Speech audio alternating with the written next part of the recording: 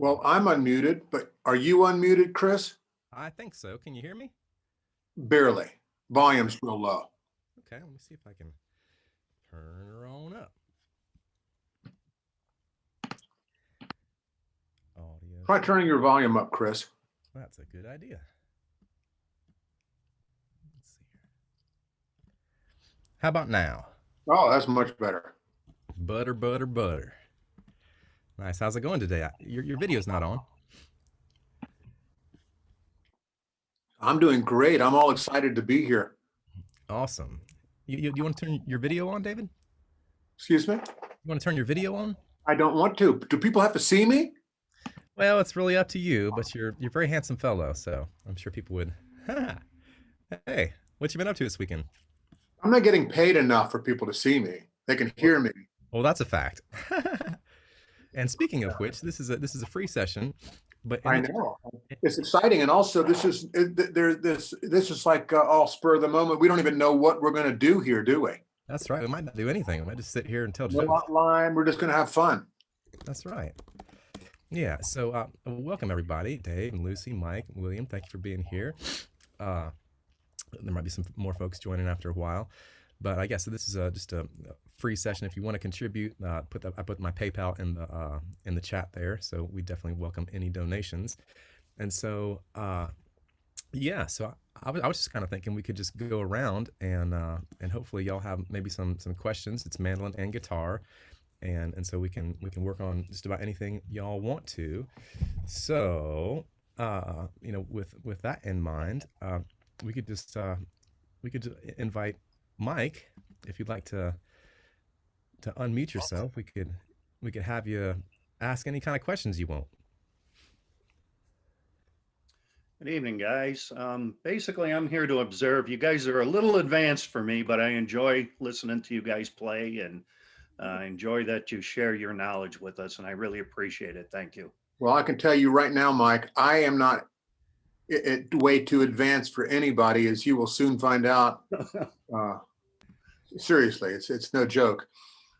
I'm always reminded of how pathetic I can often be. It's like, so, and Chris and I both love working with students of all levels.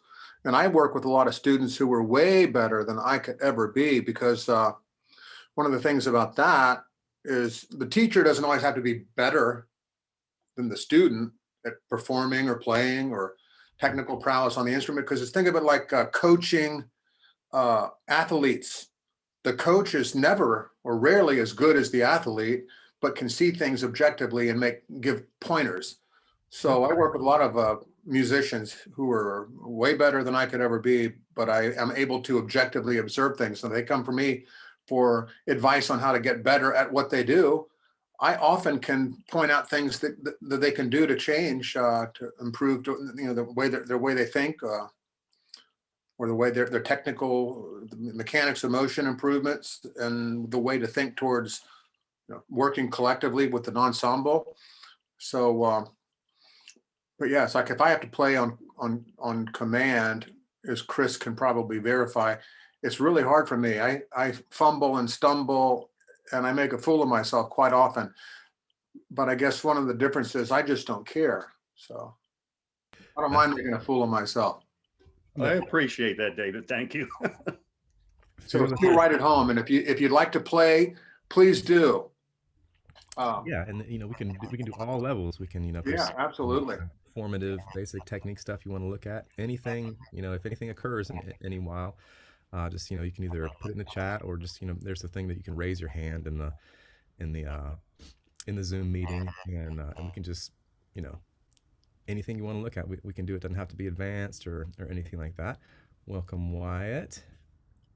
Hey, Mike, before we move on, Chris, Mike, could you turn on your camera? There should be a little icon on your lower left to turn your camera on. There you go. There it is. Yeah, I keep forgetting that's not automatic. That's okay. Yeah.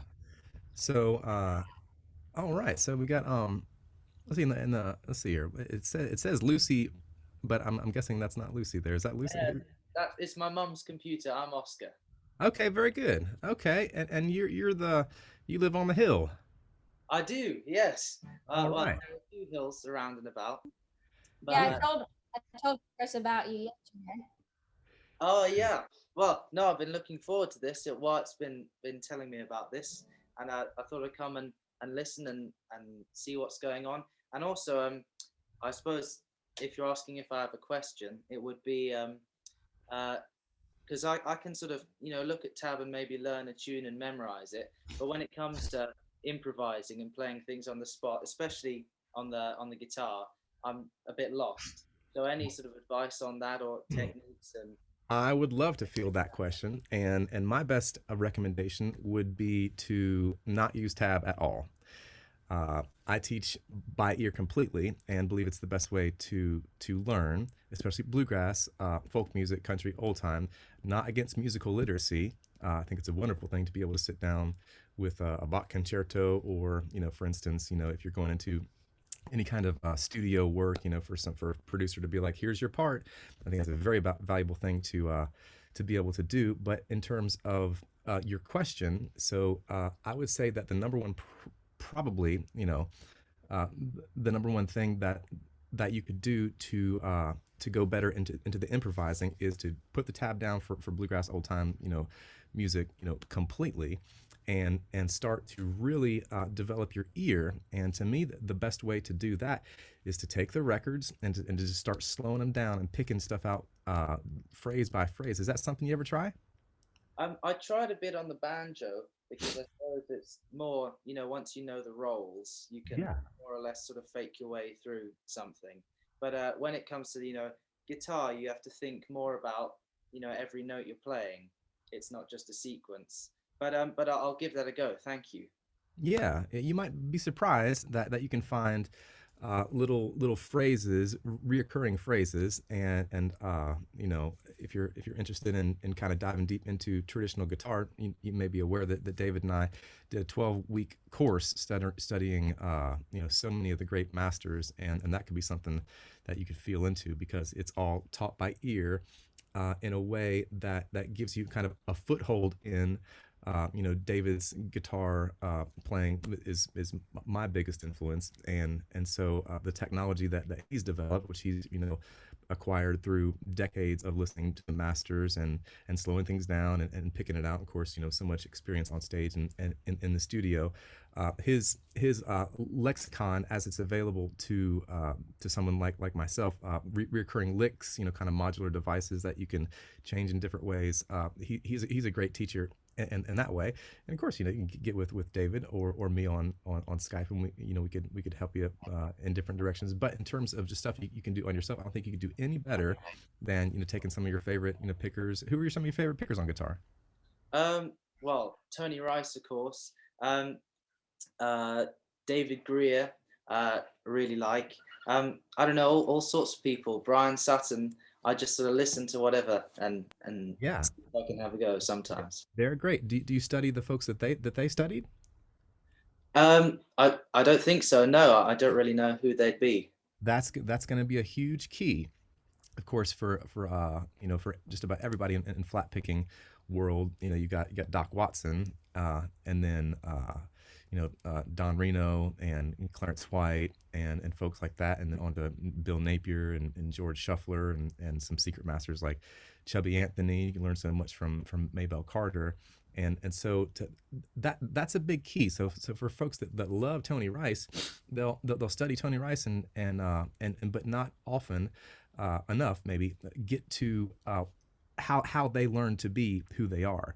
And so definitely would recommend taking a deep dive into some of their heroes, to kind of get some of that formative foundation. And David, you want to chime in on that? Yeah, I want to talk a little bit about um, improvising, and some of the ways that Chris and I both teach how to improvise in a very simplistic way. Like, if you can think the chord progression that you want to play, if you know the chords of the song and you know the skeletal melody of the song, and then Chris was talking about devices. Also, how do you teach yourself devices? What if you want to teach yourself your own? If you understand scales, arpeggios, the three notes that make up any given major chord, and then how to add things like a 9 or a 2, which are the same note, an octave apart, or a 7 or a 6. If you know how to add a fourth note into make interesting chords, but then also you understand the scales, scale patterns, arpeggiating, either ascending or descending, then and if you know the skeletal melody through the chord progression, then you can kind of dance. You can, if you work on scales, ascending and descending, and patterns, then you can kind of dance around the melody in your own way. And this is how you figure out improvisation. So like if I want to go like Blue Ridge Cabin Home, so it's G, G, G, G, and to C, C, C, C, and to D, D, D, D, back to G. And then the next part is the same. It's a very simple chord progression, very generic. There's probably 1,000 songs written with this exact same chord progression. So if I know that I'm going through the 1 chord, 1 chord, 1 chord, then to the 4 chord, 4 chord, 4 chord, then to the 5 chord, 5 chord, 5 chord, back to 1 chord, 1 chord, 1. Next half of the song is the same thing, slightly different melody variation. So the melody in the first half, I'm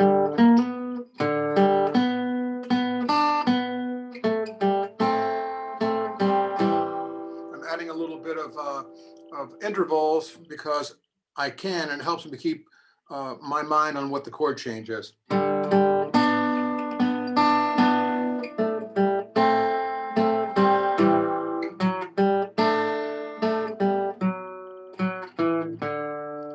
That's the first half. Of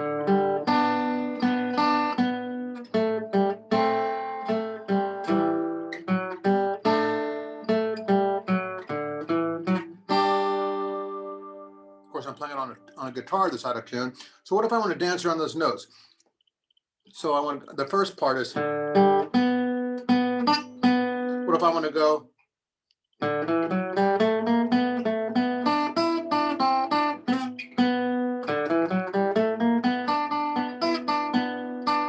can go.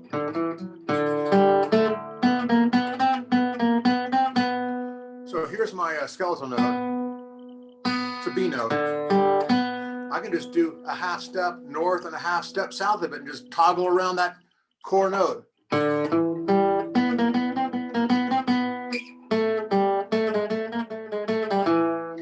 So that's like one of the beginning ways of improvisation. How do you dance around that skeleton note?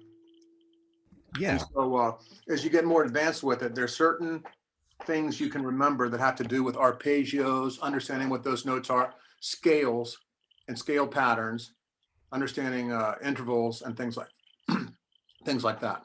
Yeah, and just to chime in here, this is a mandolin and guitar workshop, but so many of these principles are exactly the same. So much commonality between guitar and mandolin. I found that learning a lot of mandolin has helped my guitar, tremendously, and probably vice versa. But the thing to that like may be well aware of to just keep coming back to, and some of y'all may have heard me relate this analogy that Bill Monroe used about fox hunting. And so the idea is that the hound, that's us, we're the hound in this story, is watching the fox go in the circle, and or whatever the fox's path is, the path being the melody.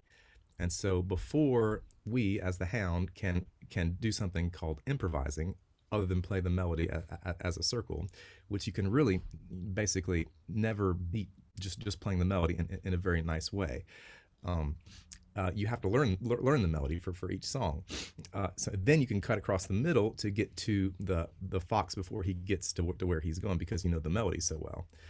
If you don't know the melody, then there's a good chance that your improvising isn't going to be so well informed. Also, there can be there are a couple of it's very tempting, especially in modern sensibility about improvising, to want to play everything but the melody. Almost, it's almost like the melody is not respected, or it's like people are embarrassed to play like a nice simple melody. But David is a big proponent of minimalism, and we're both big advocates of having every single tool in the toolbox. So you want to be able to play you know, to the moon, but then to be able to play it, you know, completely simple also. And to me, when you look at study great masters of melody, you know, for instance, like Earl Scruggs or Bill Monroe, Kenny Baker, different instruments, they can play the same tune, basically take the same approach, you know, every time, just right on the melody, but there'll be slight variations. And so we don't have to be inventing the wheel, and everybody has just different sensibilities about what you like. But I would just probably recommend that you know, one of the things that a lot of folks, you know, especially younger folks, myself included, you know, who have some technical capacity, there's a big allure to play it really hot all the time. It's great to be able to play hot. It's great, you know, great to do all that kind of stuff. But when you're, you know, and you may well know this, when you're putting every single lick in every song that you know, it kind of, in a way, it kind of devalues the point of the whole thing, which is making every song, you know, sound like itself. And so if you have your 5 hot licks and you play them in your first solo, then what are you going to do in your second solo? Then we've already heard all your licks, you know, and then by the time we've heard all your licks, you know, like 5 times, then game's over, you know, in a way, because there's not too much Unless fresh. you have 500 hot licks, in which case it doesn't really matter. But I agree with Chris in that for myself, I like to do my improvisation around the melody. So even though I'm improvising, you can tell what the melody is.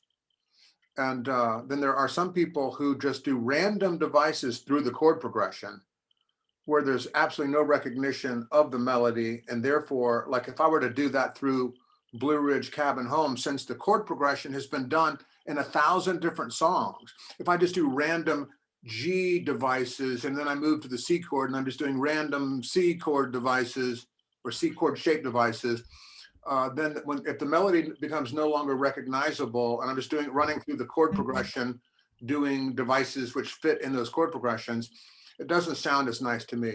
And I hear this kind of stuff all the time. And I actually work with some advanced students who come to me because they can do all that and they can perform beautifully on stage. And by virtue of the fact that within the context of the song, and there's people, you know, the song is introduced, like we're going to now do Blue Ridge Cabin Home, and there's somebody singing the song. Like when the banjo player takes a break, it's not really the song. It's just he's doing all kinds of cool licks through the chord progression. And he comes to me. I have several people that come to me because they say, "By golly, I can play a break to the song, but it just doesn't sound like what it's like I don't know what else to do except all these generic Scruggs licks through the piece." And I teach them how to think the melody and the chord progression, and then out of the melody, you come up with your improvisational deviations from the melody. Nice little tasteful deviations. I think of it like kind of like pebbles, like rocks crossing a creek. You have these major boulders, you know, you can jump on to easily get through. Well, that's the basic melody.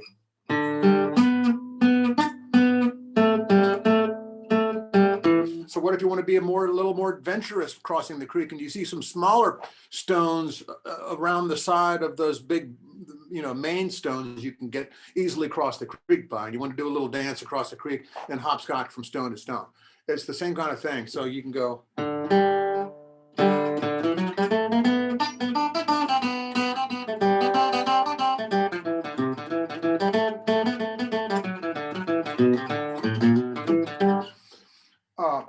And of course, that's very simple. If you want to say you said you're into Tony Rice. It's the same thing. Tony Rice uses devices that are his own and inspired by other people, the guitar players he loved, and other musicians that he loved and that influenced him. And so, if you want to learn Tony Rice style guitar playing, learn those devices that he did and how he placed them through his chord progression. He could do all these amazing, beautiful chord devices to get him through. He could often stick very closely to the melody. He could move slightly away from the melody while still keeping it recognizable. And then he could do a complete deviation from the melody, but doing really cool, tasteful devices. This is a standard thing that a lot of people do in music and performance. I'm sure you notice this on the stage, whatever your favorite groups are. The first break they take will be very straightforward. The second one will be a little bit wilder, a little more deviation from the melody while still retaining a lot of recognition of the melody. And then the third time they go through it, it's just wild and crazy and very abstract. So that's a very common thing to do. That's people that are showing that their ability to improvise, advanced improvisation. It's a hard thing to do, advanced improvisation, without losing sight of taste. It's often done. Like Tony Rice, everything he did was tasteful, even though he could easily leave the melody completely out. He could do some stuff that was very tasteful.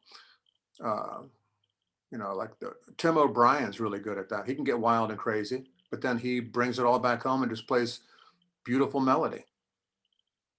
Chris Thietley, advanced improvisation.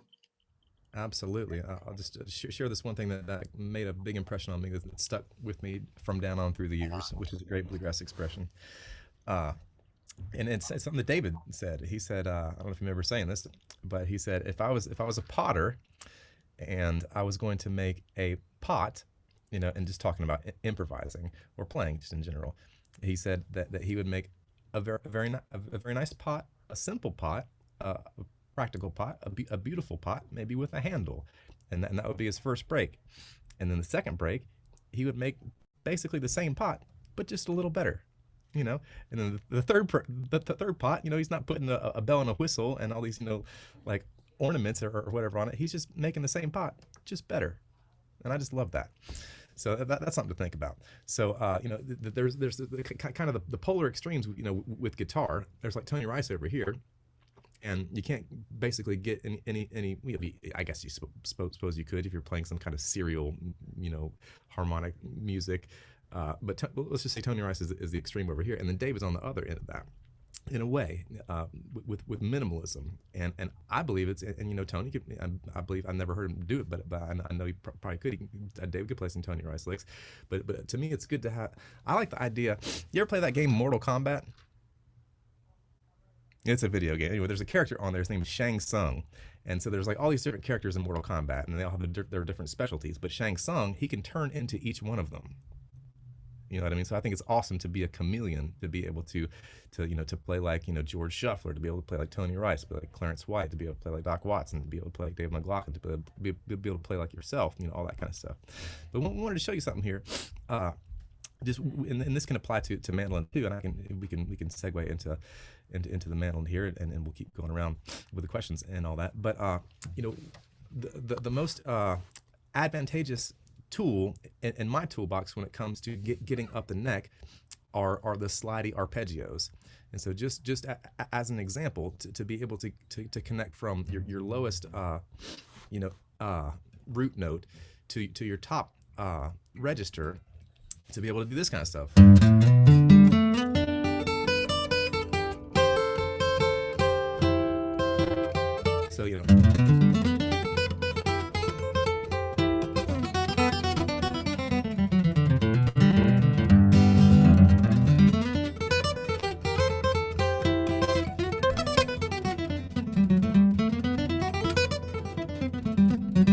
So let's go over that real quick. So you're starting on your third fret of your E, and you're sliding with your ring finger from 5 to 7, and you're going to put a bar down on your A and your D string at the 5th fret. That's your first octave of the Slotty Arpeggio, and you're sliding with your ring finger. Okay, from there it's kind of basically the same move with your ring finger sliding from 7 to 9 on the D string up to your 7th fret of the G. So you're starting on your first finger. This is where you had your bar down, 5th fret of the D. That's your first finger note. Then sliding with your ring finger from 7 to 9. Then catching your first finger on the 7th fret of the G. Then middle finger on the 8th fret of the B. Okay, so now you're at that same G note, two octaves up. Okay, and this is a good thing to be able to do in G and all the keys, to be able to route it out of E. And so basically it's the same pattern from on the E string all the way up to B or whatever. And then it's good to be able to do that on A. It's slightly different. It starts out the same. And you may be familiar with this already, but this is a big key in being able to, and so you can think about, to me, a huge key to improvising on mandolin, guitar, is getting, you know, it's like what is our inroad into all this, really understanding in a practical way. And to me, that's the boogie woogie.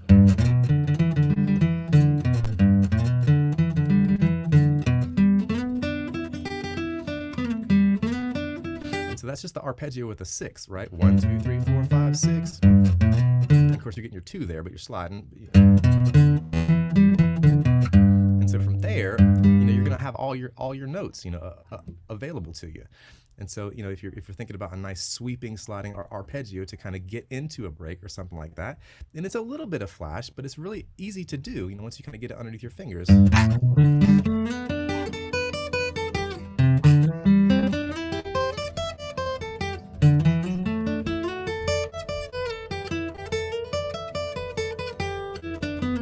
be able to get down the same way.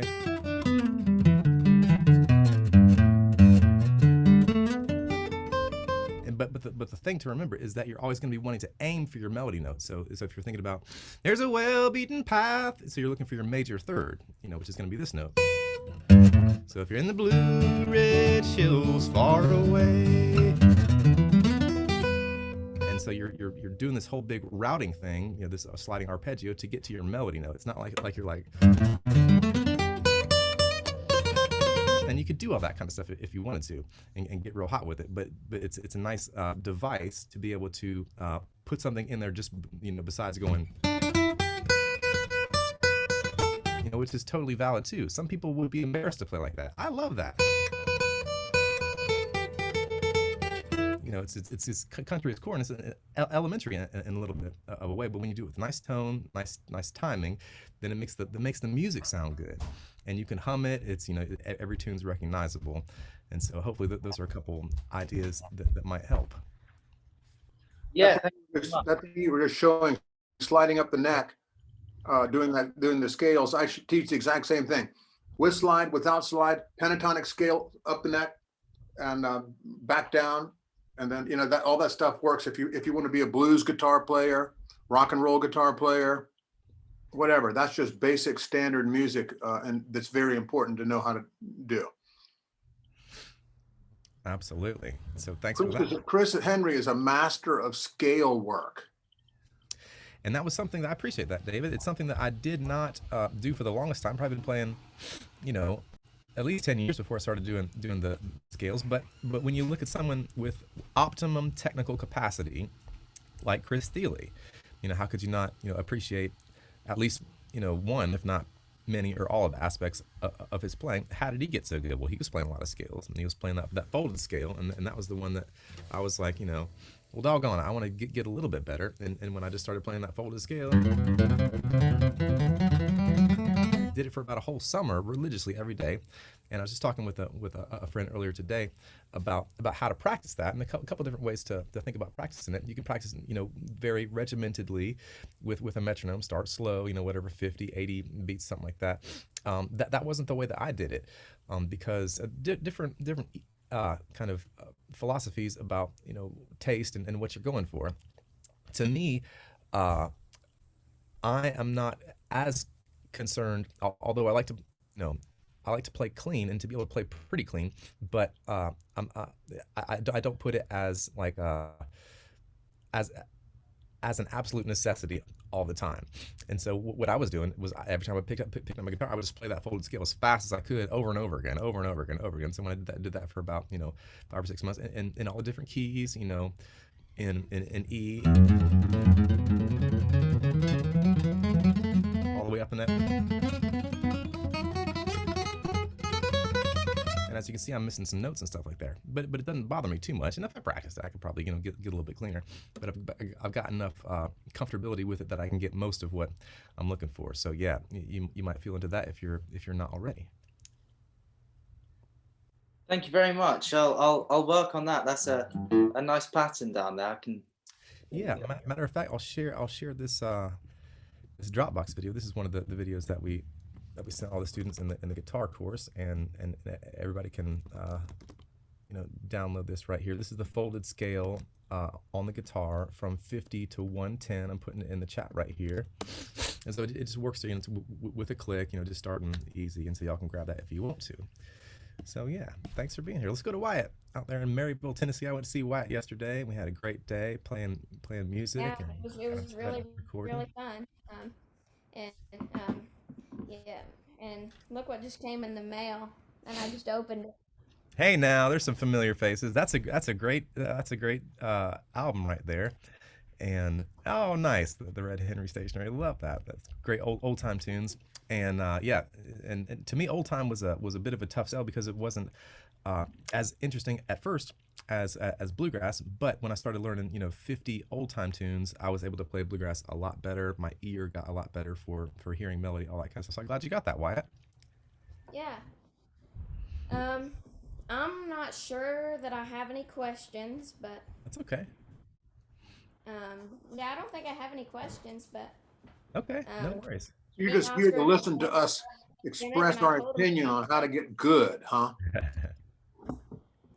me and Oscar have been jamming him throughout the pandemic, and I told him about this, and so there he is. Nice. Do y'all jam over the internet? Yeah, we jam Yeah. over the internet. It's different. It's different. But we can do it. It's possible to jam over the internet. One of us plays the backup and rhythm, and then the other gets to play the solo and sing over the top. Okay. I have one question I just thought of. It's not. So I've just been wondering this for a long time. Who is Tom on the Tom's practice video? Good question. Tom, do you remember Millie in the Guitar Workshop? Yes. It's Millie's husband, and Millie or Tom was a student here in Charlotte, and I made that practice video for him, and just thought it was and yeah, so this is a practice video. It's very very similar to the one on guitar, and I'll share that with all y'all too because it's really good. It's called Tom's practice video, and it does the folded scale, and all that. And I'll see if I can find that, and I'll put it in the practice in the chat here too. Very good question. Tom is a really nice guy. So this is folded scales for the mandolin, and also patterns. Just briefly talking about what the patterns are that I think are the best to do on the guitar and the mandolin. When you're thinking about scales, and there's a video. Okay, let's get this one too. This is on YouTube, but I'll put it here. It's called 36 practice scales and exercises, and scale. Hold on a second. And so when you start out with your just your regular, okay, here it is. I'm putting this in the chat right now. This is for a mandolin also, but the same principles apply to guitar. So you can really double triple, quadruple your money easily with scale practice like this. So you start out with your regular scales.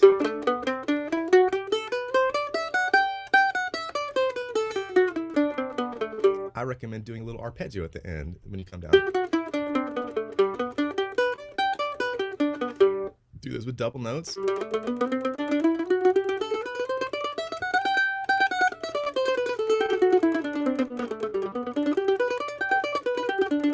All this stuff works on the guitar. Triplets, so forth, and then you get into 16th notes. Do that in G, and then take it up to G sharp, which also works for all your closed positions. B flat, B. A little bit harder, same thing, double notes, triplets, 16th notes, and so you got 8. Take that up to that's 8 different exercises, different iterations of the same major scale, and then take that up to A, same thing, double notes, etc. So that's 12. And so then I go to what I call the skipper pattern. Some people call it thirds, which goes like this.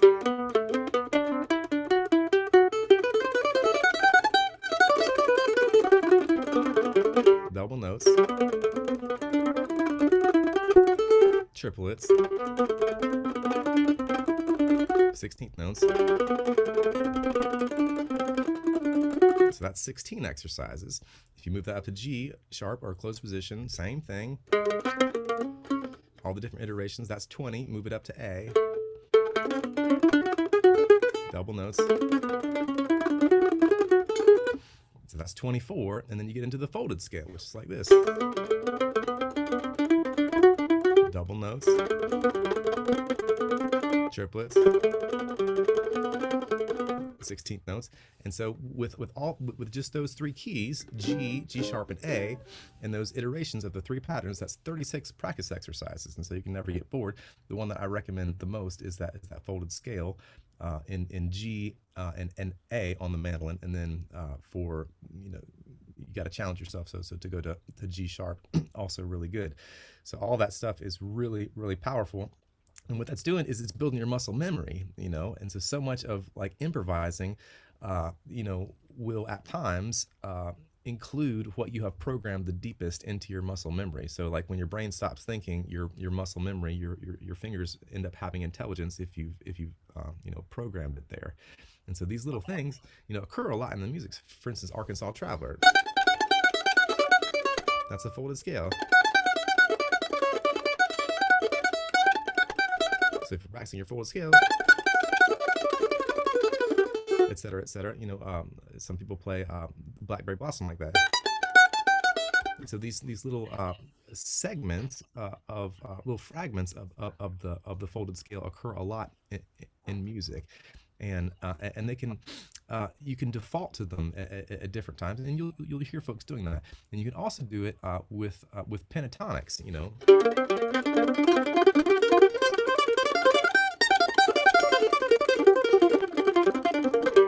It's the same idea. It's the folded pentatonic scale.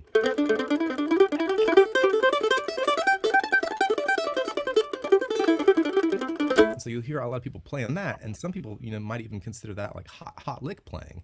But it's basically just that folded scale in a minor pentatonic way. So those might be some things. When Chris talks about folded scales, I usually refer to it with the term scale pattern. It's the same thing. Chris calls it folded scales. I call it scale patterns. There's all kinds of simple folded scales, and there's more advanced, complicated folded scales. We call that scale origami. And that's what Chris is a master of, scale origami. So, but the simple folded scales like 1, 2, and then 3. Let's see, 1, 3, 2, 4.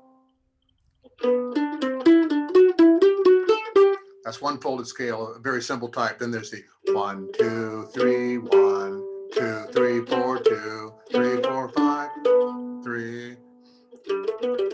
There's also the 1, 3, 2, so 1, 3, arpeggiating.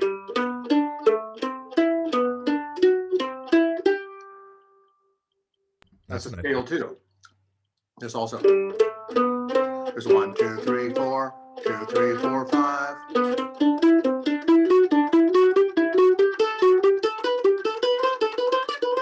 And so on. So there's all different ways you can fold fragments of scales. That's what you're doing. You're taking 4 notes, for example, or you can do 6 notes or 8 notes, and very, very complicated.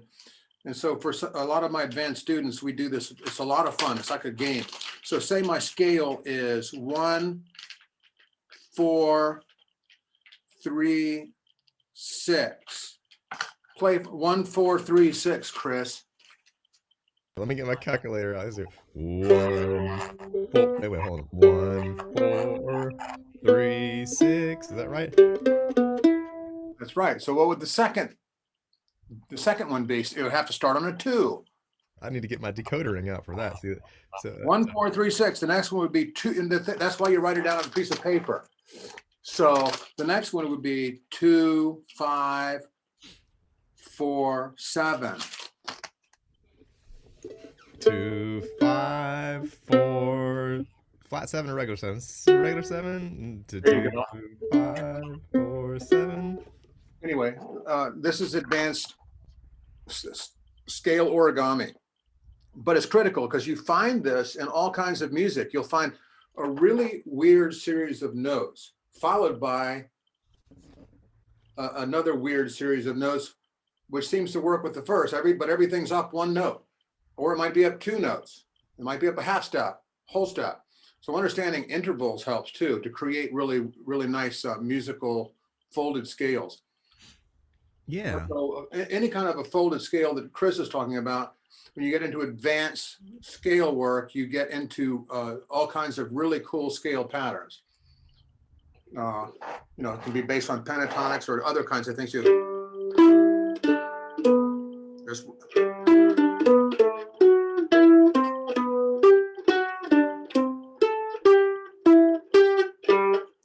stuff like that. That's 1, 2, 5, 6, 1, 6, 5, 3, 2, 7, 6, 5, 4. See, I have to write it down on a piece of paper. But then if I train myself, like if I have a pattern or a scale pattern that I want to get proficient at and be able to play it more mindlessly, the first thing I have to do is be analytical towards it and figure out exactly what I want to do, note by note as a separate component, figure it out, play it massive amounts of times, maybe with paper in front of me, numbers, and then do a lot of counting and calculating and analysis. But eventually I can breeze through that scale pattern that I just had created after a lot of repetition, figure it out and making mistakes and going, no, that doesn't sound, that one didn't sound like the first one or the one right before. So it does require a lot of thinking, but then we get to be an advanced scale origamist, then you can do some really cool improvisation, and so it really enhances your playing, whatever your instrument is, guitar, mandolin, banjo, piano. And this is all kind of stuff you learn in advanced, like formal training. Another critical skill for me with my interest in being able to channel what I hear in my head, because a lot of us, we'll hear stuff in our heads that we can't figure out how to play it. We'll just hear a melody. It's like, well, how do I find that? So getting oriented with your instrument in a way that allows you to be able to play the instrument in your head without actually having it in your hand. One way that you can start to relate to that is just with the scales. And so when you get super comfortable with the scales, if you think about it, you can kind of do that in your head. And you can, as you can see, I was going with my left hand, but in my mind I was thinking that too. And so now in my mind, if I want to go from, say, like the 1 to the 3 interval, the ring finger note to the first finger note in the chop chord, what does that sound like?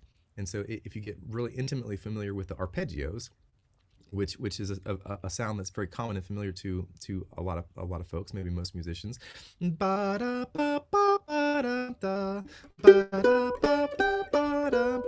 you can play that in your mind. And so then you think, okay, well, what does that middle finger note sound like? Ba, ba, ba. And then you're starting to develop the connection between what you're hearing in your head and how to find it without necessarily having to have the instrument in your hand. So you can practice, hopefully, safely, if you're driving the car or just sitting, on a park bench or walking around or something like that.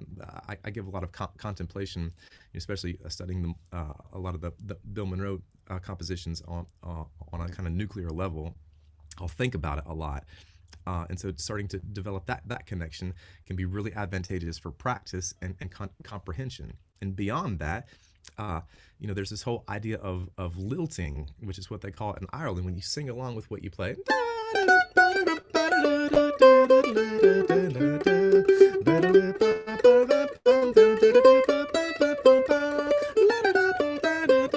So you're just playing what you're thinking of. You're singing what you're playing.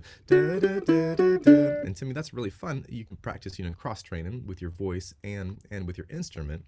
And so that can lead to more expansive flow when you're talking about, channeling more complicated or subjectively, sophisticated, improvising.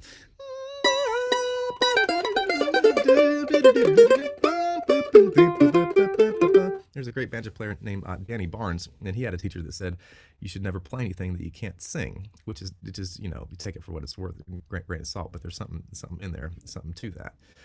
So let's go to Alan. How's it going, Alan? Thanks for being with us. Here it is, I think. Hey, Chris, good to see you. Good to see you too. How are you? Always a pleasure. I'm doing fine, having a good time, and couldn't resist hooking up with you and David. I mean, as always, a couple of my very favorite people. So that's a treat. Likewise. Yeah. So, like I wrote you the other day, I started having some jam sessions at my house with all my friends are all older and they've all been vaccinated. So we threw a big jam session here. So I'll tell Excellent. you, funny enough, another thing that I really love listening to is something called Elin Pipes, Oh yeah, and a friend of mine plays them, cool. which I didn't realize that. I knew he was interested in them. So to the jam session, he actually brought his pipes, and Wow. we didn't jam with him because we wouldn't know any of the songs. But the jam session started out with him playing the pipes and explaining how they work to us and everything. So it's really fascinating. And then we all got to jam and sing and all that sort of thing. And Fantastic. I've Good been to hear that. trying to remember how to play the guitar, which I haven't really played for a year. Yeah, you've And been hitting the nail hard. yeah, so I kind of had to pull my focus away from the mandolin for a week or two, but yeah, couldn't resist. Well, cool. Anything on your radar that you'd like to examine or talk about? Could you show me that lick you just showed a minute ago? That the one that went up here, like just Yeah.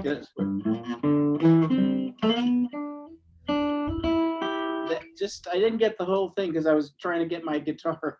Yeah, no worries. You bet.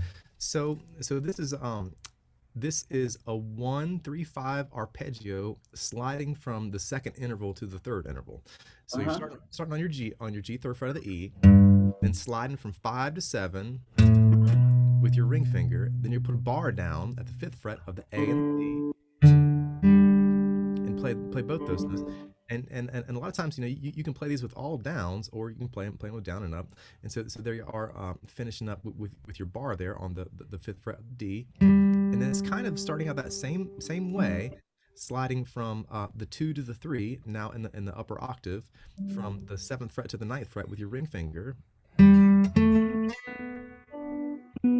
You got it. That's it. And then your first finger on the 7th fret of the G, like you have there. Then the 8th fret of the B, which is your top G. 8th fret of the B. Yeah, that's it right there.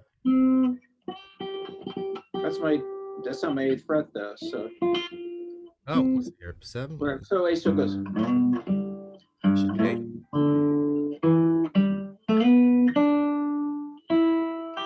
Yeah, you can put your 6th in, but I wasn't putting the 6th in that one.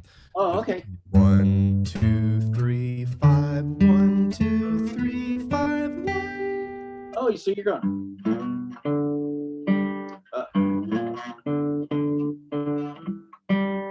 Yeah, so no ring finger note on the 7th fret of the A, so you can skip that one for this particular exercise. Okay. Oh. That's it exactly, and then the same thing.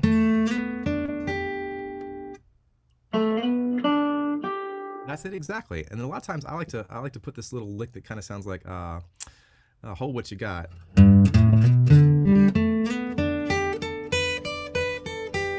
That's kind of nice. So you're starting on that middle finger note, the 8th fret of the B, and your little finger note on the 10th fret of the B, then up to your first finger note on the 7th fret of the E. So you start on your middle finger note on the 8th fret, then up to the 10th fret of the B, little finger, and then over to the E string, the 7th fret with your first finger. Got that? Mm-hmm. Yeah, and then yeah, exactly, and then it's right back down. I'm sorry, I keep forgetting. I'm out of view here. Yeah.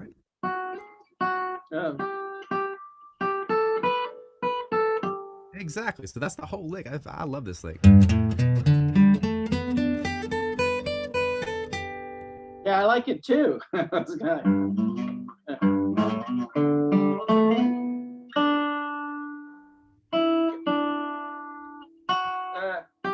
That's it. Exactly. And this just happens to be a perfect lick for melody for Blue Ridge Cabin Home.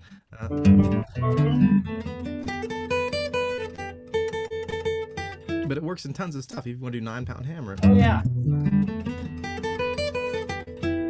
It's just a great jump off. Yeah, it's just such a clean way to get up the neck. It's like you get into that place up here to just, you can do double stop kind of things or whatever when you get up there. But Exactly. You got yeah, plenty of meat and potatoes up there, and then to take that to the next string over, starting on the third fret of the A, you can do that same thing in A. So the first octave is just the same. Try that. Yeah, you got it. And then sliding from 7 to 9, and then here it gets different. You'll yeah, and then you can bar. You kind of you can't do the exact same thing, but this is what I'll do. Just ending up in that F shape.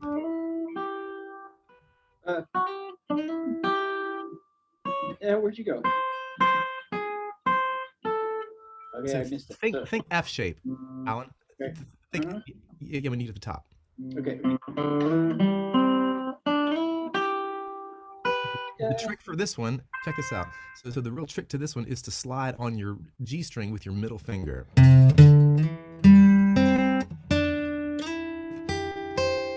Oh. So you're like. Exactly. Then you're in perfect position for your F. Exactly. Nicely done.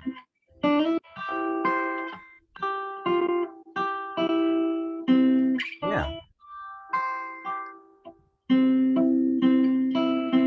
Yeah. Okay. That's cool. And so then if you take that just up 2 frets, then you'll be in D, of course. And then you got a 1, 4, 5 progression that can be like this.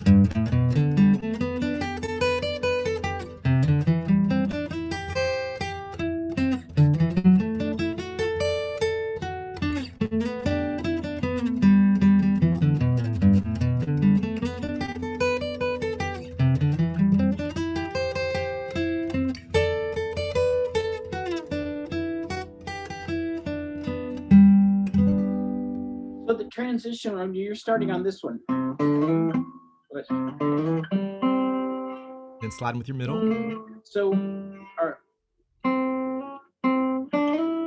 Slide with your middle there on the G that's string. what I'm missing is this one here.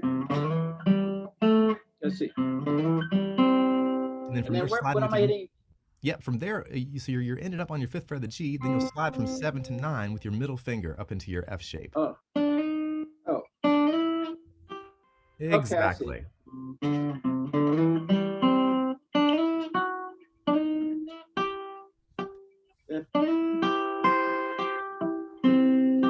Okay, I got it now, I think. Yeah. The other thing is Chris is thinking in terms of pattern. So he's not, the notes become irrelevant. So he can play the same thing a half step sharp. He could do the same thing in G sharp. And Yeah. then he could also do the rhythm with, so he can play fiddle tunes with no capo and just any key by understanding these principles of scale. Yeah. I Well, appreciate just that. with that one adjustment on the G string, it's kind of just like playing the mandolin. You're just adjusting for the difference on the, that one little thing there, and you're just moving it around. It's a movable shape with a little change. Totally. Practice I like it too. pentatonics, like.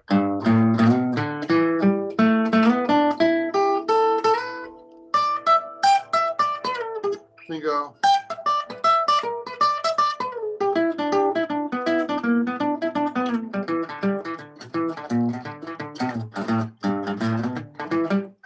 That's all the stuff that Chris is doing. Is our minds kind of work the same in that regard, but it's not just the two of us. This is just standard music, scale theory. Yeah. That's right. Great minds think alike, and ours do too. This is what rock and roll players are doing when they're out wailing away. They're just like, they're not even thinking about, they don't even have to look at the fingerboard. They just know how to go up and down and do that stuff. Right. Right. And this same kind of stuff can can apply on the mandolin, although it's a little bit different. This is when to me the Slotty Arpeggios. So on the guitar we were going. So you can find them on the mandolin too. It's just a little bit different, but the concept is the same. Based out of that infinity shape that we work so much. The strings are tuned differently, but it's the same way of thinking. It's the same way of thinking on a piano. Yeah. It's the same way of thinking on any instrument, really. It's you're understanding scales and how they all work and make sense. Yeah, it's just the relationships to everything you can move that around. And on the guitar, you just have that adjustment you have to make, for the B string, essentially, so Exactly. yeah. I think It's it's also the same on the banjo. The problem I have, probably has an easier time with like transposing a fret a half step up or half step down and being able to play that fiddle tune he was demonstrating a minute ago. He could probably play that anywhere. But Chris, maybe you are like me. The only problem I have with transposing on any instrument I play, I play in any key, but there's those darn position dots, and I rely on looking at the fingerboard, and then it's like it messes me up. I'm same way on the banjo. Like on the banjo, even if I put a capo on it, B flat or A flat. I get awful nervous about missing notes on the banjo that way. Yeah, or on any instrument. So it's like, but if you can get into the zone and you don't even look, if you go, and this is one of the things I talk about with my students, if you can figure out how to play do that sliding scale up the neck like that, it's like it's not easy for me because I can't really hear the notes I'm playing, but I'm going to go.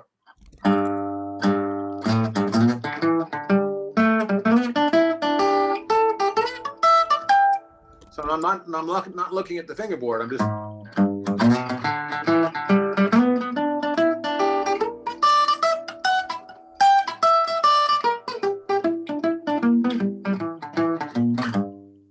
I'm doing it with my eyes closed. So I should be able to do it here now. I've got to look because I can't hear what fret I'm at.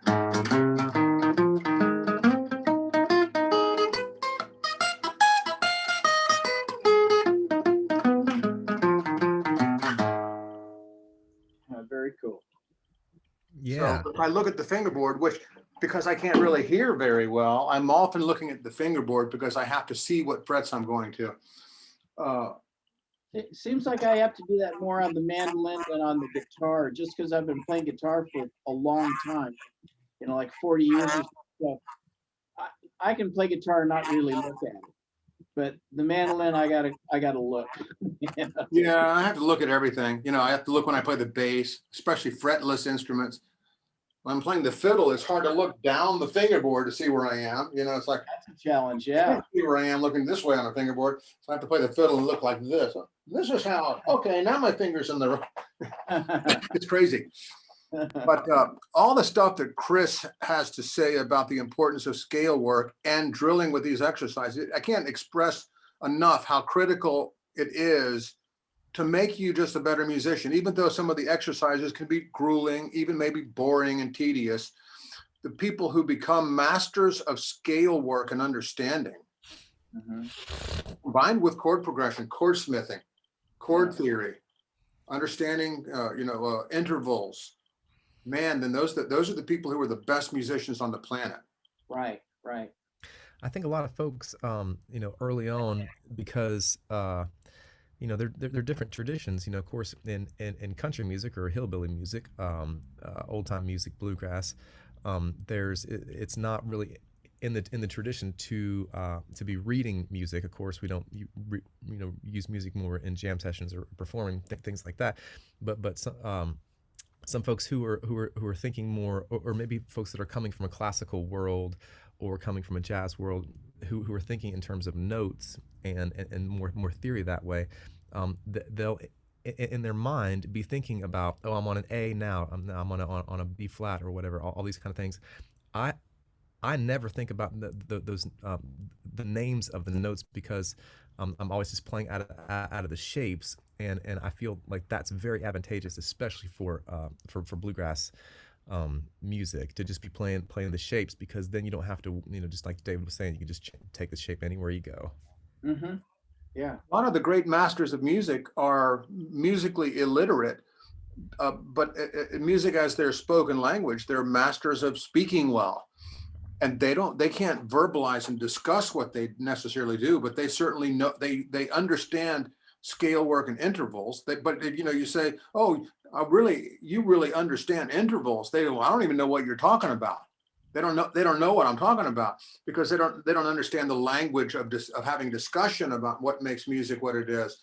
And they might not be able to read music, and they've never written or charted anything out, but they can these people are great composers, and as long as they record it and not write it down, like Bill Monroe was, for the most part, not literate, he couldn't write down his music compositions on paper, but he could write amazing tunes with genius level composition.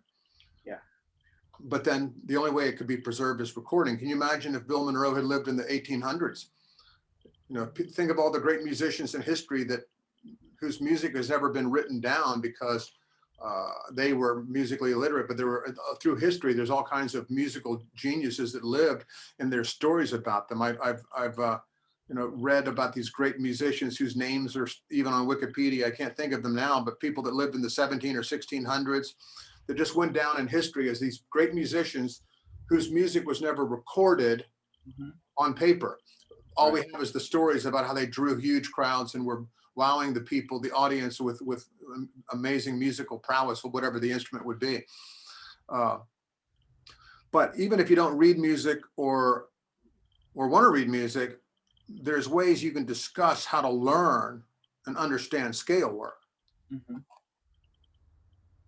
Yeah, thank you for sharing that. Let's Yeah. go to Christopher Sutter down here in well, he's not down here, he's on the right next to Alan. Thank you, Alan. Appreciate Hey, you Chris. joining us. How you doing? Nice to talk to you. How are you? You too. I'm doing great. Glad we're all gathered here to talk about this music that we love so much. How's your day going? It's good. Just got back from a walk and ready to think about mandolin and put the rest of the day into practicing. So Excellent. What's on your radar? well, for me, I think the biggest thing I struggle with is just learning to hear anything. Like, I think it all started, like, how I learned was just the exact opposite of the way I should have started to learn. And I didn't find that out until, probably just like 6 months ago or something like that, like where I was like, oh yeah. Like, I learned all by just looking at tab, and I can play really good when I look at the tab. When I take the tab away, I can still play, but I can't hear it. I don't really know how to connect what I'm hearing. And so I can do the lilting stuff. I can sing what I hear, but I can't necessarily get to the point where I can hear it before I play it, or I get lost if even if someone's playing a more complicated melodic version of a tune. I have trouble hearing, like, I think David called them the skeleton points, the corners, so to speak, of the music. Like, a lot of times that gets lost for me, and I'm really wondering, how do I try to capture that? How do I get back to, like, should I just try to back fully off of it and just really focus only on those skeleton points at first? I would highly recommend doing that at first, which is what I was trying to say earlier. And I work with a lot of students, and Chris does too, who started out reading music and reading tab and learning that way. And then it's hard to wean themselves of the paper. Yeah. It's kind of like learning to read before you learn to speak. I think Right. music is the spoken language, or whatever our language is. I do believe in the importance of literacy, but when a baby learns to speak, they're not really learn how to speak from paper. They're learning to speak by hearing and watching mama and daddy do these strange things with their lips. Right. And then they learn to blah, blah. They're trying to mimic what their parents are doing and the people around them. They're watching the grown-ups, they're going like this, and then they try to mimic that. It's the same way when you're learning to music. So what you need to do is you need to take yourself out of the tablature frame of mind, and then you need to go into, I need to start as an infant again and learn to speak the music out of the instrument. And then you reduce yourself to being a toddler, and then you take your instrument and you just kind of, what instrument do you play? Mandolin or guitar? Mandolin.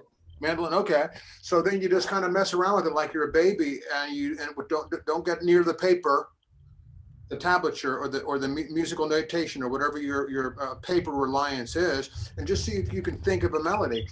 And if you can't just think of an entire song, you need to think of little sections of a melody. And if it's not easy, then you have to subject yourself to some training where you learn how to think and hum the melody or whistle the melody or whatever it is. And so, like, one of the things I do with my student is I say, well, think of the chord progression and then hum or say the melody, sing the melody, but sing the chords you're playing. Like, I'll go back to that Blue Ridge Cabin Home because that's such a generic chord progression. G, G, G, G, G, G, then to C, C, C, C, then go to D, D, D, D, back to G. You have to be able to either do that, or if you don't sing or have bad pitch or whatever, you need to be able to think it. Once you can think it, then you have to kind of like hunt and peck for the notes. I have a lot of students and I witness a lot of people that can think the tune. Okay, go, just do the first three notes. Ba, ba, ba. Okay, now stop. Think those three notes. Ba, ba, ba. Now find them on the instrument. They're going. Now go, okay, stop and think of what's that first note? Na, na, na, na, na. Find that note. Na, na, na. Oh, there it is. There it is. Na, na. Now find the next note. And they got to think again. Okay, da, da, da. Don't move forward in the tune. It's not about getting to the end of the tune. This is about figuring out what the first three notes are. Ba, ba, ba, ba, ba, ba. The first one is da, da, da, da, da, da, da, da, da. Oh, there it is. There's the second note. And I do this with a lot of, it's amazing. I do this with a lot of advanced students because they can play, but they don't really know what they're playing or how to figure out on their own what to play because they learned it from tab. Yeah, I mean, I'm a little farther than that, I think. Well, I yeah, understand that, but it's the same thing. Yeah. You find your level, and then you have to just force yourself to think the music and play it. I can hear like where Chris is very advanced at this. If he can think the tune, whatever the random tune is. If you like show him a tune that he's never heard before, original composition, and it's not like he can then whip out the entire tune on the fly immediately, but his mind, he can think of a series of notes, and on command, that series of notes he's thinking, he can just play out of whatever the instrument is. And that's what and there's certain training procedures you can go through to get yourself to do that. Even at an advanced stage, if you can do improvisational thinking or advanced like jazz improv in your mind, then you can play those notes at will on command. But you think them, you know where they are on the neck of the instrument. A lot of that just comes from training, the hunt and peck method at first. So do you have your instrument with you? yeah. Would you mind see. Give me an example of what you might struggle with to figure out without having tab in front of you, if you can explain it and maybe demonstrate it a little bit, if that's possible. Let me see. What about like You Are My Sunshine or something like that? Yeah.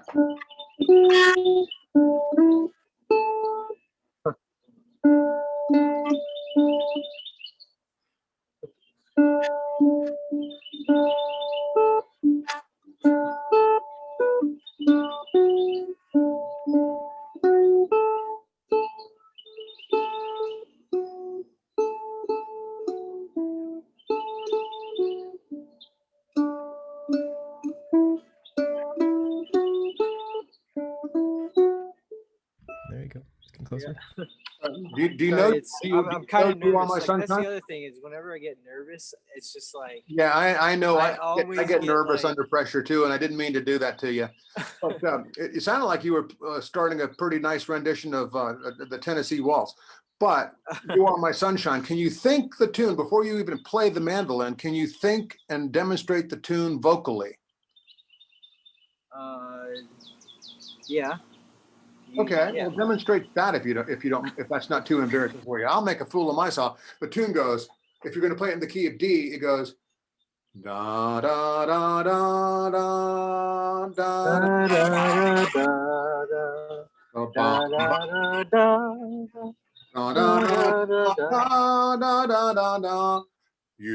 are my sunshine, my only sunshine. Now don't go any farther.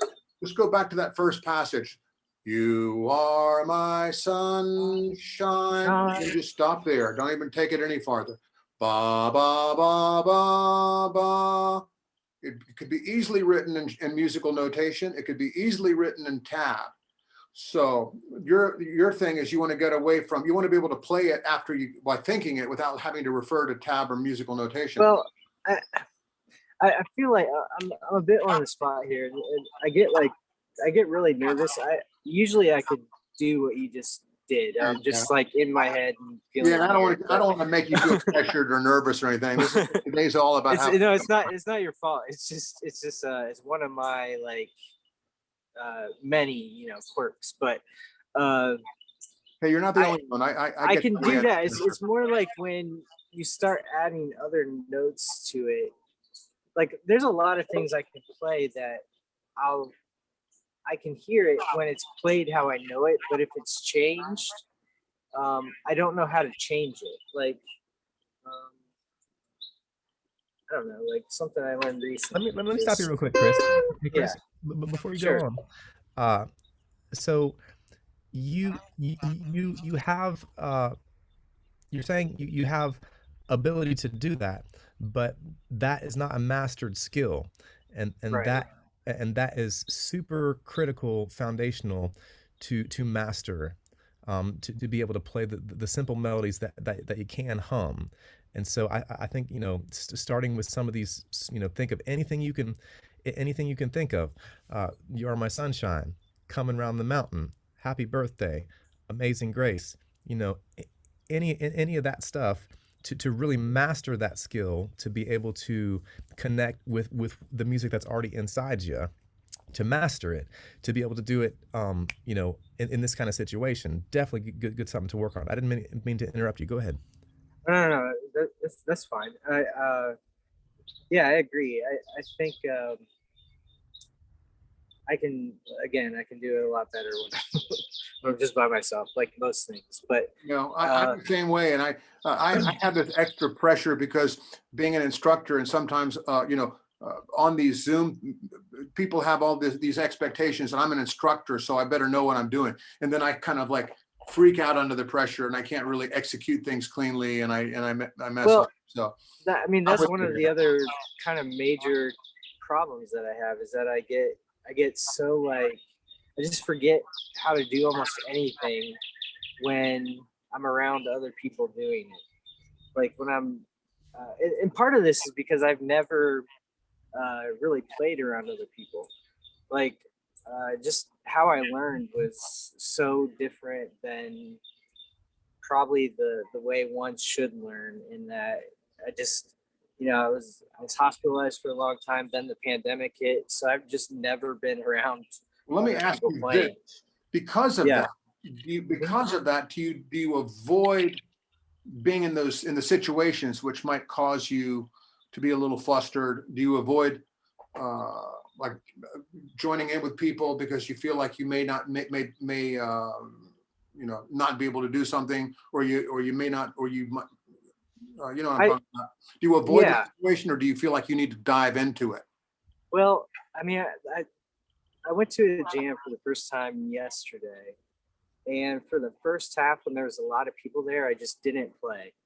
Sure. And then when there's, it dwindled down to like 5 people, I played fairly okay. Like I was able to remember things and played, 5 or 6 tunes and had fun. But at first it was like, I don't know, like too much going on. Too much going on, and just I don't know, it comes and goes. Like I've been around. I remember one time I was around David Greer, and I just was like, oh, I'm not gonna do anything. Well, to train yourself, back to the comment I was making earlier, even though you might be at a more advanced level, a lot of the students I work with are more advanced students, but I tell them, in order to get away from learning how to play from paper.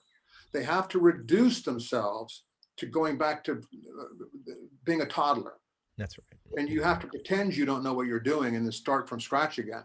And then the thing is, you can move forward at a quicker rate because you're already familiar with the mechanics of motion and certain other aspects of the instrument you're playing. But if you go back and then you take just like the first 2 or 3 notes and figure, okay, where are they? And let me see if I can think them and then get them out of the fingerboard and put yourself through this grueling process. It's like, I don't want to be a baby. I'm better than that. I can play. But no, you gotta take your mind back to being a baby, and you're going to learn to speak, but without reading first. Right. Literacy should come. This is one of the things about music that I think is a little messed up. Human beings learn to speak first, and then they learn to read after they can speak a little bit. And I don't mind introducing children in early childhood to reading. I did that with my own two children. I had them reading, started them reading as soon as they were able to start speaking. And I started getting them into books and that kind of thing. But you need to learn to speak. And sometimes it means you have to take yourself back and then start over again and learn how to just take the paper away and just mess around with your mandolin like it's a toy and like you have no idea what you're doing. Sit on the couch and just mess around with it. That's the way Chris and I kind of learned. We were babies when we learned to play, and our parents gave us toys. We were sitting on the floor, and they would give us like toy instruments and say, "Hey, make something with it. Make some noise with this thing." And I remember, oh well, I can play Mary Had a Little Lamb. Ding, ding, ding, ding, ding, ding, ding. Or the first 3 notes of it, and I thought I was a musician, But you got to yourself all that. It was just such a foreign. The whole process for me was just foreign. So, I've never really been into music. I'd never even really heard bluegrass music until a few years ago. And so everything about it is kind of new. I was going to say that I don't know if you guys can hear me or not, but yeah, the practice tracks that Chris puts on his lessons and stuff, those are really helpful to those kind of situations, because then you're used to playing it along with a guitar or something like that. It really helps. And also just playing along with the records, then when you're in a jam situation, it just doesn't feel so foreign. Sorry. Thank you. Yeah, I'll chime in here. Just a couple little thoughts. One is, you mentioned David Greer. He's got a great quote, and this kind of can apply to a lot of different things. If you're going to make a mistake, make a big one. Yeah. So you make a big mistake so bad that it hurts that you never do it again. Because if you just make a little mistake, you're like, oh, that wasn't so bad. Maybe I could make that same mistake again. Right. But if you make it so it hurts, and then the other thing. So here's a question. Do you have you done? For instance, have you taken a tune, like an old time tune, like Liberty, and tried learning it by ear? Yeah. No, I recently transcribed Sam Bush solo. Cool. So when you say transcribe, you're not using paper though, right? Not paper. Yeah. I just it was little Sadie, and even there's a Bill Monroe tune. Yeah. Anyway. That's great. I can hear it. It's just I can do that stuff. It's just when I would say do a lot of that. You may know all these tunes: Soldier's Joy, Liberty, Arkansas Traveler, Golden Slippers, Old Joe Clark, Red Hair Boy, Salt Creek, Blackberry Blossom, Billy in the Low Ground. If you don't know all those, those are just in one way, you gotta know them, and if you know them, even if you've learned them by tab, but here's the thing: learning it by tab, it's kind of like an oxymoron, because if you learned it by tab and then you take your tab away, then you actually haven't learned it. Yeah, I can play some of those songs without tab. Yeah. Okay. Cool.